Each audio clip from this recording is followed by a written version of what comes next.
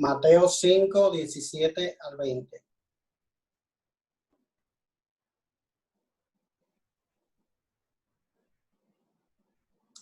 No penséis que he venido para abrogar la ley o los profetas.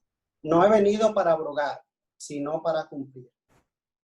Porque de cierto os digo que hasta que pasen el cielo y la tierra, ni una jota ni una tilde pasará de la ley hasta que todo se haya cumplido. De manera que cualquiera que quebrante uno de estos mandamientos muy pequeños y así enseñe a los hombres muy pequeños será llamado en el reino de los cielos. Mas cualquiera que los haga y los enseñe, este será llamado grande en el reino de los cielos. Porque os digo que si vuestra justicia no fuere mayor que la de los escribas y fariseos, no entraréis en el reino de los cielos. Amén. Tener la palabra de Dios, hermanos, es un acto de misericordia de su parte. La palabra de Dios en el principio existía en él, en sí mismo, en su pensamiento, en lo más profundo de su ser. Como todos nosotros sabemos, solo el Espíritu de Dios conoce las cosas de Dios. Por lo tanto, ninguna criatura, ni humana ni angelical, podía adivinar, podía conocer el pensamiento de Dios. Se hacía necesario que Dios mismo tomara la decisión de dar a conocer su pensamiento. Nadie podía obligarlo, nadie podía sobornar a Dios ni engañarlo para que Dios dijera lo que había en su mente. Así que Dios toma la decisión de dar a conocer su palabra. Y es esto lo que se conoce en teología, se conoce como revelación, que es el acto soberano por el cual Dios se da a conocer, Dios da a conocer su mente a la mente del hombre. Dios decide por su propia voluntad dar a conocer lo que él piensa. Dios se revela.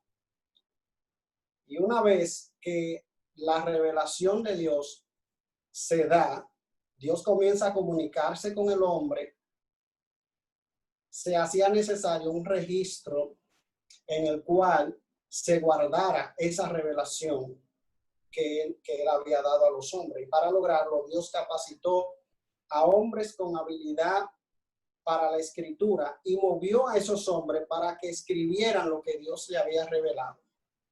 Y a ese acto de escribir la palabra de Dios es lo que llamamos inspiración, la cual quiere decir que Dios impulsó a estos escritores y los supervisó en sus pensamientos, pero sin violar la personalidad de ellos, para que ellos escribieran exactamente lo que Dios quería y las palabras que él quería, de manera que el resultado final de lo que ellos escribieron fuera 100% palabra de Dios. Y es así como nosotros tenemos la palabra de Dios escrita, porque Dios guió a estos hombres, los supervisó. Pero así como es imposible, hermano, la revelación sin Dios, y es igualmente imposible la inspiración sin Dios, tenemos que añadir algo más. El Dios que revela su palabra, el Dios que inspira su palabra, es el mismo Dios que la da a entender. Y a ese acto mediante el cual Dios nos hace entender su palabra, es lo que llamamos iluminación. A esto se refería el salmista cuando decía: abre mis ojos y miraré las maravillas de tu ley. Así que nosotros tenemos, hermano, este bendito libro que se llama la Escritura.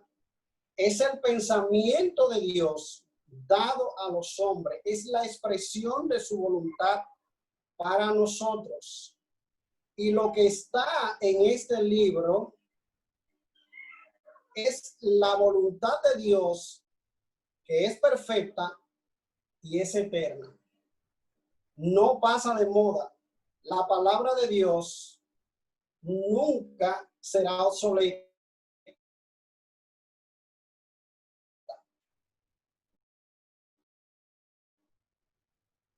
Y esas son razones por la que la palabra de Dios es permanente, por las cuales la palabra de Dios es permanente. En primer lugar, la palabra de Dios es permanente por su relación con Cristo. Miren lo que dice el versículo 17.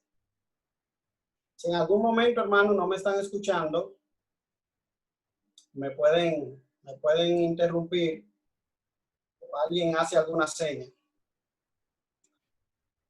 Dice el versículo 17, no penséis que he venido para abrogar la ley o los profetas. No he venido para abrogar, sino para cumplir. Lo primero que nos dice el texto es que Cristo se sujetó a la palabra de Dios. Cristo se sujetó a la ley. Ahora, cuando dice aquí la ley, no se está refiriendo solamente a la ley de Moisés o al Pentateuco, como le conocemos. Los judíos tenían expresiones para referirse a todo el Antiguo Testamento, y una de esas expresiones era la ley y los profetas. Otra expresión era la ley, los profetas y los escritos. Así aparece también en el Evangelio de Lucas. Pero aquí simplemente la ley o los profetas. Dice Cristo, no he venido para abrogar, para invalidar, para hacer nulo. No he venido para abrogar la ley o los profetas. De manera que Cristo, cuando aparece en escena en el Nuevo Testamento, Cristo no viene desligándose de esa revelación que ya Dios había dado a través de sus profetas en el Antiguo Testamento. Dice Cristo, no, yo no he venido a poner a un lado la ley de Dios. Yo no he venido a hacerla nula, porque es la palabra de Dios, dice Cristo, y está vigente. Tiene que ver conmigo. Así que nuestro Señor está diciendo que Él no vino a invalidar la palabra de Dios revelada hasta aquel entonces. Era la Biblia que ellos conocían, el Antiguo Testamento. Así que es esa palabra de Dios que ellos conocían, dice Cristo. Yo no vine a eliminar la responsabilidad que tenemos nosotros con la palabra de Dios. Es posible que mucha gente se estuviese preguntando cuando escuchaba a Cristo predicar, de dónde procedían sus enseñanzas. Si esas enseñanzas venían de alguna fuente diferente, porque Cristo hablaba con una autoridad diferente a la de los escribas y fariseos. Cuando él enseñaba la palabra de Dios, él no citaba a los rabinos, los maestros judíos, que habitualmente un maestro judío citaba. Ellos, para darle autoridad a lo que ellos estaban enseñando, normalmente lo que hacían era acudir a algún maestro sabio. Pero Cristo, cuando enseñaba, no citaba estas fuentes. Él no se iba a las opiniones de los hombres. Así que muchos estarían pensando, pero ¿y de dónde aprendió? ¿De dónde es la enseñanza que tiene? Y Cristo dice, la enseñanza que tengo, la enseñanza que les doy, está de acuerdo con la palabra, está de acuerdo con la Biblia, está de acuerdo con la palabra de Dios. Normalmente, estos maestros, con sus enseñanzas, lo que hacían era oscurecer más la palabra de Dios. La gente no entendía, o ellos alejaban a la gente de la palabra, del verdadero significado de la palabra de Dios. De manera que Cristo, Fíjense que en este mismo Sermón del Monte, Cristo comienza diciéndole, oísteis que fue dicho, por ejemplo, en el versículo 21, oísteis que fue dicho a los antiguos, no matarás. Y más adelante dice, pero yo os digo, versículo 22, versículo 27, oísteis que fue dicho, no cometerás adulterio, pero yo os digo.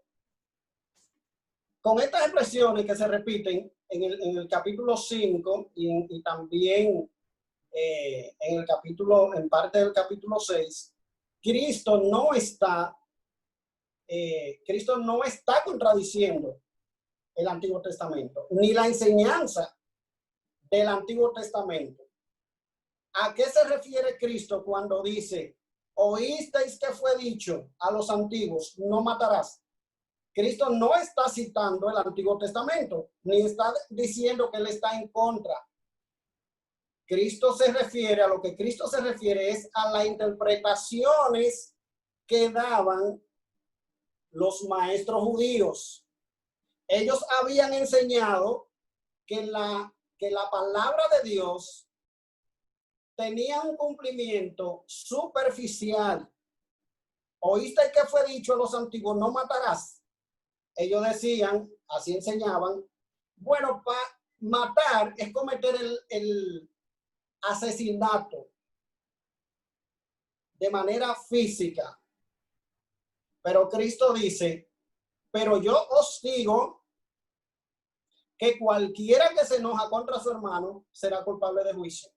Cristo está diciendo la verdadera interpretación del Antiguo Testamento, del espíritu de la ley, lo que significa es que cualquiera que se enoje contra su hermano será culpable de juicio. Ellos, por ejemplo, decían, se comete adulterio si tú te llegas físicamente a una mujer, en este caso, en el caso del hombre. Versículo 27, oíste que fue dicho, no cometerás adulterio. Y dice Cristo, pero yo os digo, cualquiera que mire una mujer. Cristo da la interpretación correcta y eso es lo que va a hacer a lo largo de todo el capítulo 5. De manera que nosotros nos damos cuenta que en la vida de Cristo, Cristo no viene a hacer nula la palabra de Dios. Cristo no viene a abrogarla como dice el pasaje.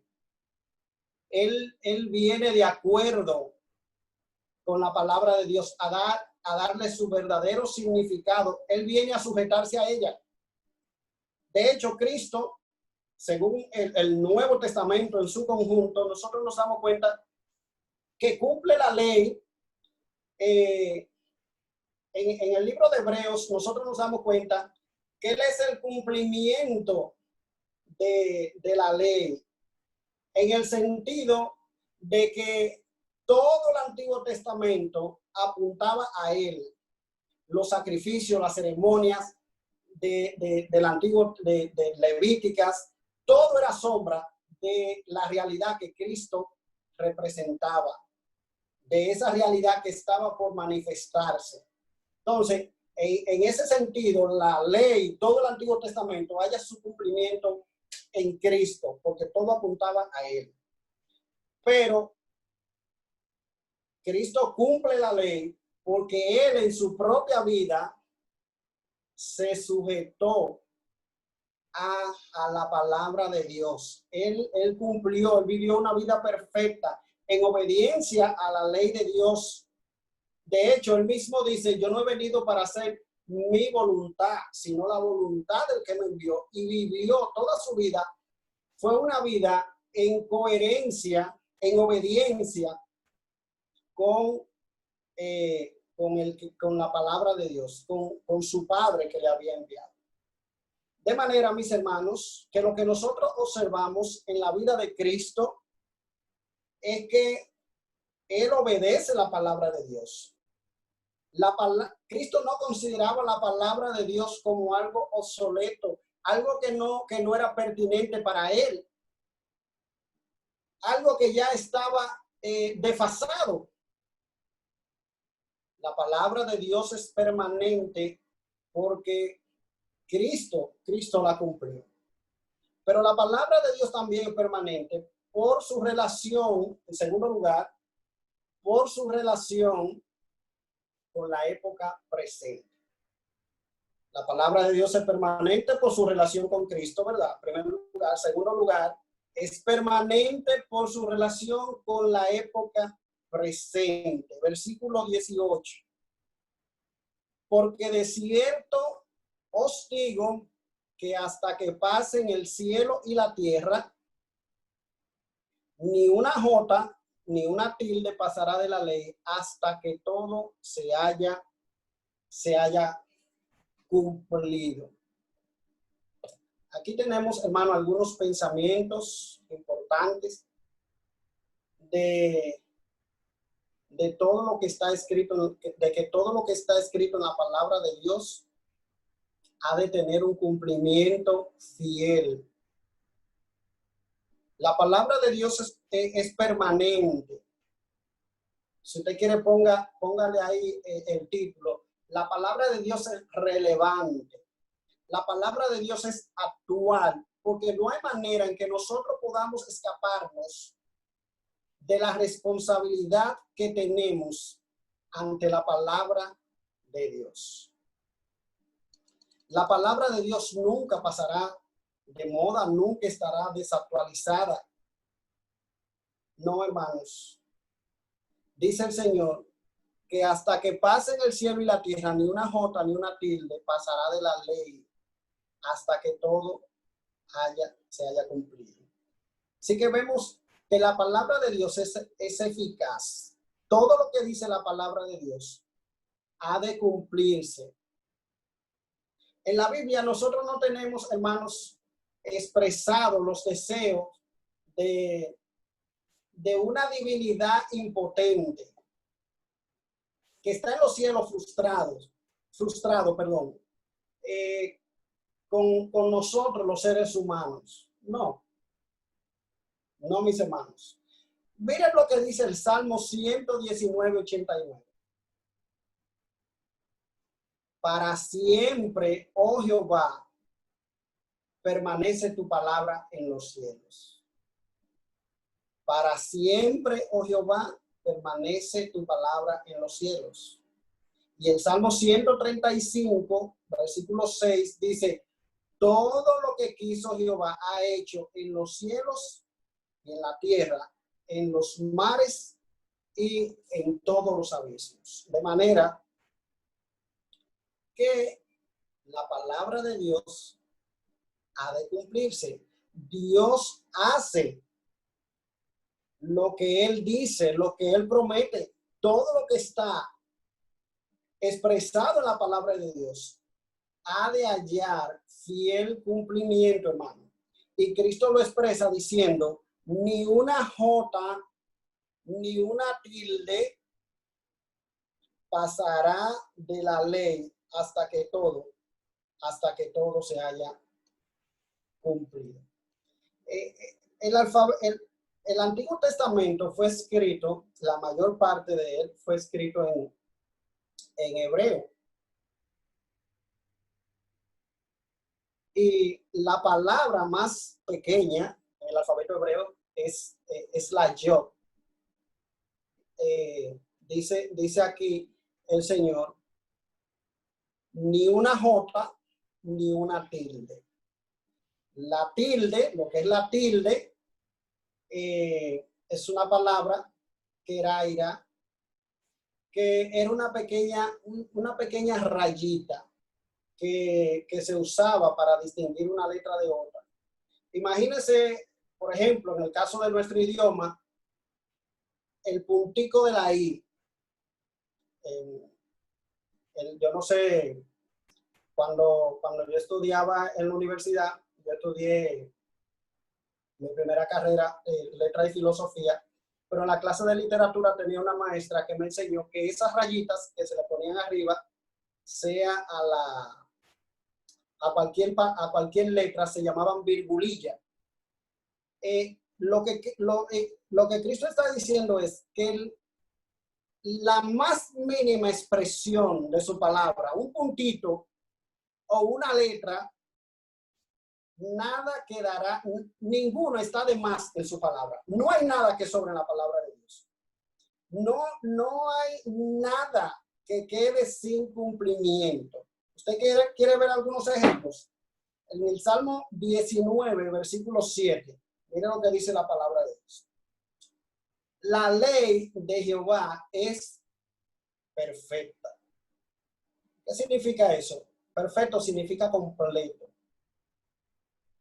La palabra de Dios, hermanos, es completa, perfecta. No hay nada que a Dios se le haya escapado. Mira, se me olvidó decirle al apóstol Pablo que pusiera tal cosa. No, hermano. O puse algo de más que no debía haber puesto. No. La ley de Jehová es perfecta. El testimonio de Jehová es fiel.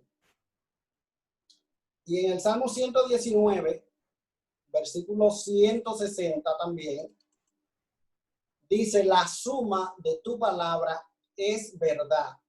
Y cada una de tus justas ordenanzas es eterna. Hermano, los detalles más mínimos de la palabra de Dios es la expresión de su voluntad. Nosotros somos lo que muchas veces discriminamos. ¿Qué cosa obedecer y qué cosa no? Pero Cristo está diciendo que su palabra, todo lo que hay en su palabra no está de más y que todo ha de cumplirse. Y tiene una relación con esta época presente. Tiene que ver contigo y conmigo, hermano. Porque de cierto os digo que hasta que pasen el cielo y la tierra, y el cielo y la tierra no han pasado, hermano, todavía estamos en esta creación. Y por lo tanto, lo que Cristo ha dicho tiene que ver contigo y conmigo. La palabra de Dios es permanente. Hermano, a veces nosotros vemos, qué sé yo, un documental y vemos la gente hablando de la Biblia o que hay tal o cual descubrimiento. Mucha gente se asombra cuando ve que descubrieron tal cosa. Hoy tú viste, descubrieron un tal evangelio de Judas, un tal evangelio de Felipe, un tal o cual cosa. Hermano, nosotros tenemos la palabra profética más segura, como dice la misma escritura, a la cual hacéis bien en estar atentos. Todo lo que está, dice el Señor, escrito en su palabra, ha de hallar fiel cumplimiento. Recientemente, en el devocional familiar, nosotros terminamos el libro de Daniel. Y qué interesante cuando uno observa cómo con siglos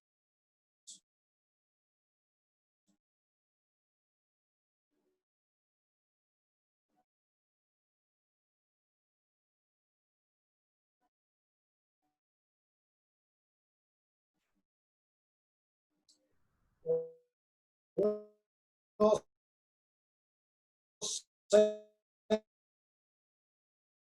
seis, siete, hasta otro imperio, el imperio medo-persa.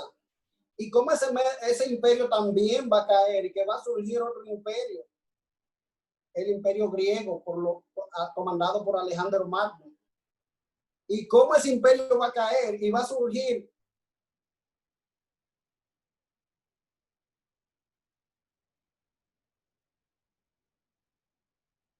otro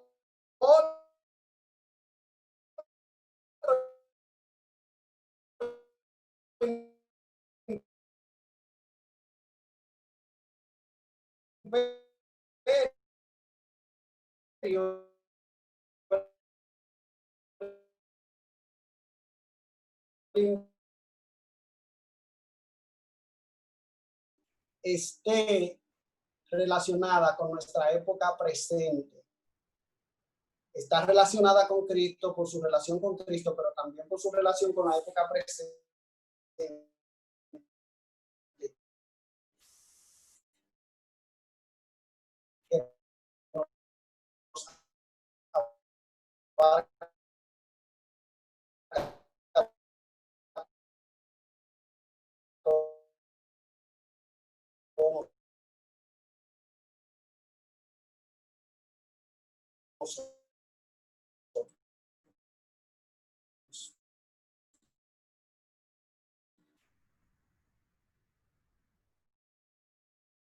Fariseo, no entraréis en el reino de los cielos.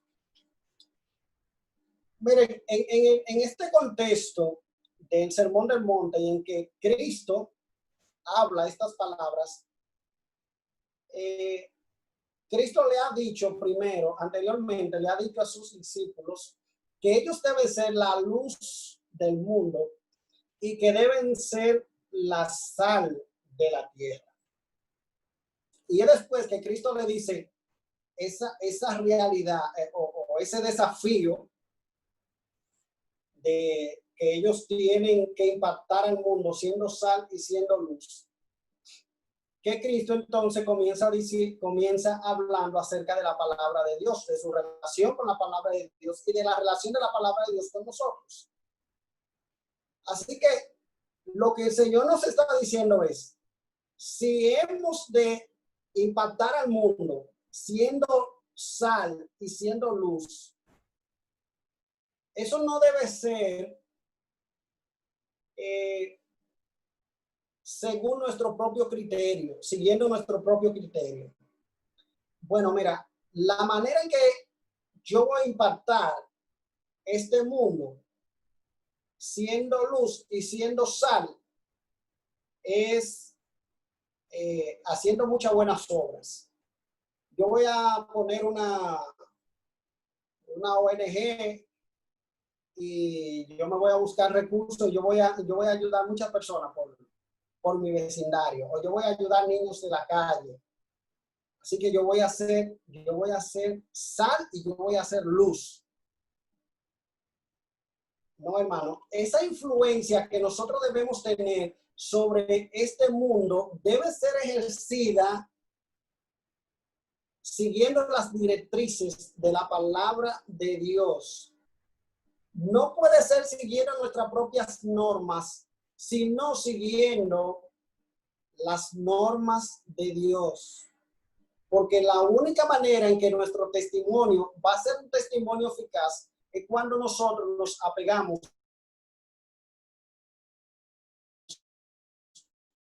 a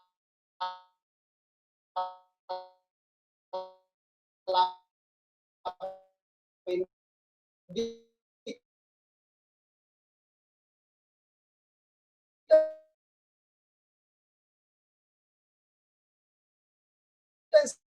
enseñanza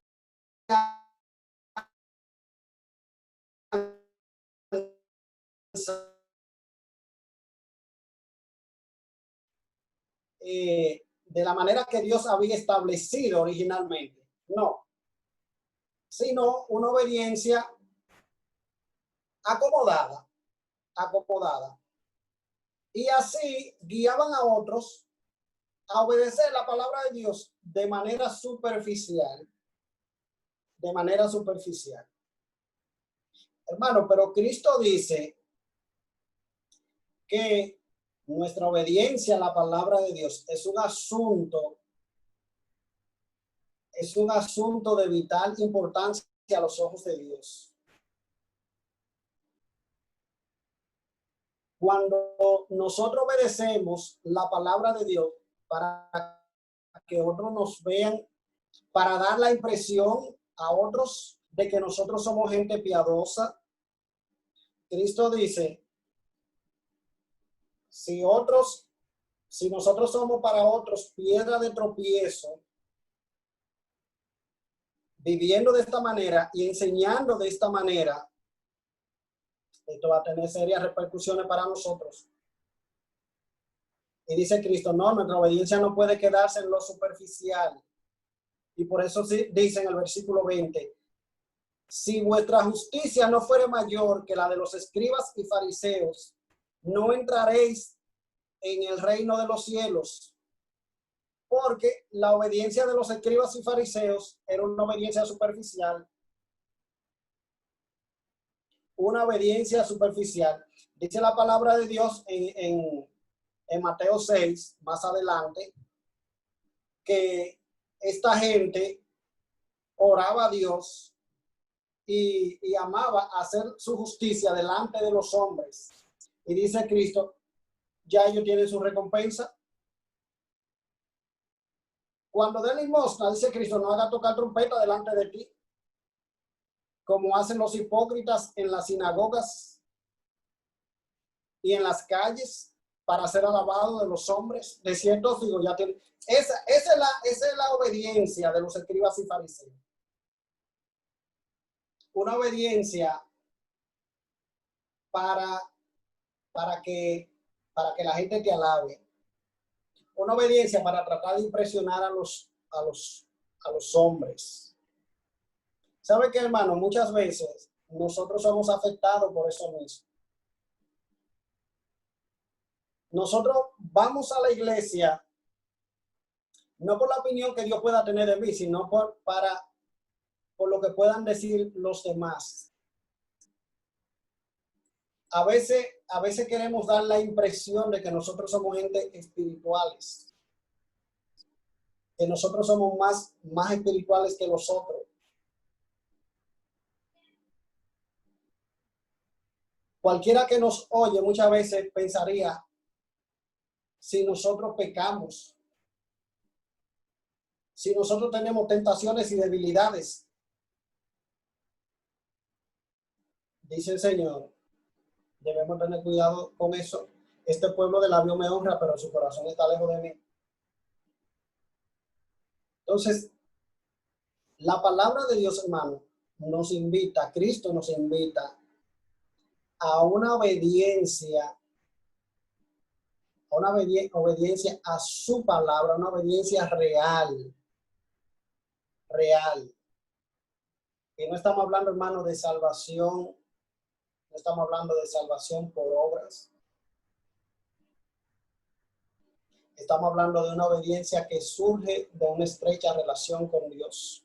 Ya eso está expresado en las bienaventuranzas. Cuando Cristo comienza este sermón del monte, una de las primeras cosas que Cristo dice es, bienaventurados los pobres. Y los pobres, hermano, no son aquellos, aquí en este contexto, no son aquellos que no tienen ni no